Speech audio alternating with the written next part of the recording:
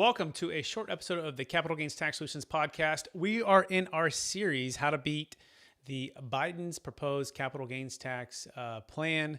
And today's episode, we are talking about how the Deferred Sales Trust is like an IRA. So first of all, is the Deferred Sales Trust like an IRA? The answer is yes. It's very, very similar to an IRA in a lot of ways. Remember why, first of all, why the IRS gives us these illegal tax incentive loopholes or laws in place to help us to be able to do what they want us to do. Okay, so they can't force you to sell something, but they certainly can, and they can't force you to save for retirement, but they can put certain rules or tax codes in place that allow us to defer or have some kind of tax incentive. So first of all, an IRA is just a way to do just that. You can save for retirement on a tax preferred treatment. Typically, it's on a traditional IRA, it's pre-taxed, right? So let's say you made $100,000 this year and you put, $20,000 into the IRA. It would be as if you made $80,000 is what you'd be taxed on. That other 20 goes into the IRA, and therefore you're lowering your overall adjusted gross income, which is great, right? Because it could potentially lower your tax bracket. So how is a deferred sales trust like an IRA?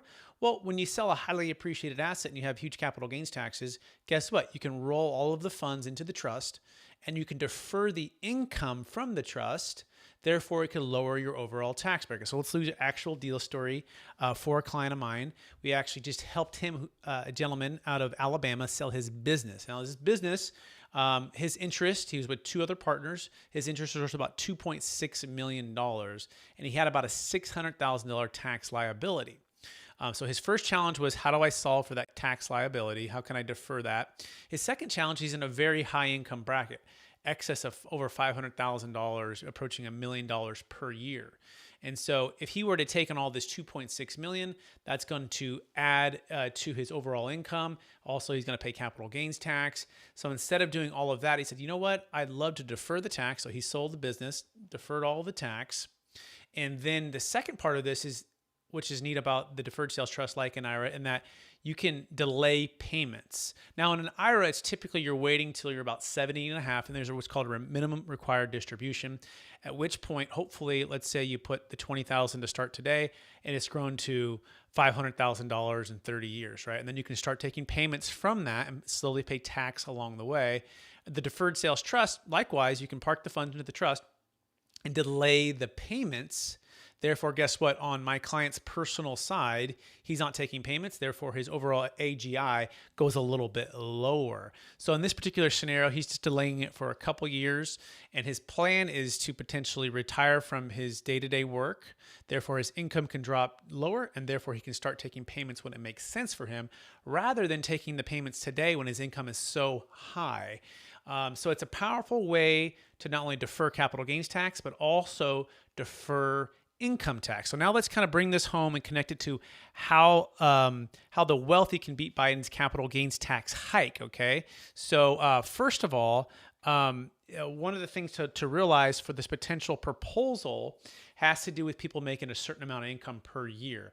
In particular, if you're over $1 million, you're looking at some restrictions when it comes to certain things. Okay, so the intent is to lower your overall income. The challenge is if you're making too much, you're going to get hit harder. Okay, and so think about the deferred sales trust, right? So if I can sell highly appreciated assets that are producing a high amount of income, and I can delay that income using the deferred sales trust, I can potentially lower my AGI. One of the parts of this is trying to get below the $400,000 mark or even the $500,000 mark on overall AGI. And so if you have multiple businesses or real estate assets that are producing income that's pushing you above the million, consider using a deferred sales trust. Sell high, pay off all the debt, diversify the wealth, defer the capital gains tax, and then delay the payments to lower your overall AGI, okay? Also important to understand that the deferred sales trust, there's no minimum required distribution. There's no early penalty for taking it out, so we do have some advantages over the IRA. And second, it does need to be set up prior to close of escrow, okay, and prior to the sale of cryptocurrency, a primary home, business.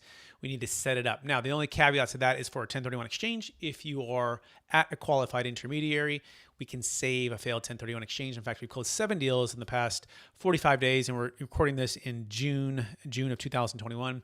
And three of those were failed 1031 exchanges. So we saved that. So you can go to capitalgainstaxsolutions.com and you can learn more about the Deferred Sales Trust, and that can help you defer capital gains tax. And I like to say, escape feeling trapped by capital gains tax jail.